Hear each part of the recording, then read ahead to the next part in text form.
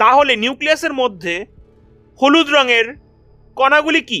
এই হলুদ রঙের কণাগুলি হলো নিউট্রন। নিউট্রনকে ছোট হাতের এন দ্বারা প্রকাশ করা হয়। অক্সিজেন পরমাণুর নিউট্রন সংখ্যা 8টি, যা নির্দিষ্ট। এখন আমরা নিউট্রন সম্পর্কে কিছু আলোচনা করি। নিউট্রন নিস্তরিত কণা, অর্থাৎ নিউট্রনের মধ্যে কোনো চার্জ বা আধান নেই।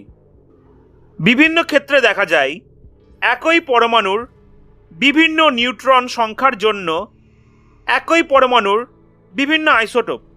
প্রোটনের যেমন ধনাত্মক আধান আছে, কিন্তু নিউট্রনের কোনো আধান নেই।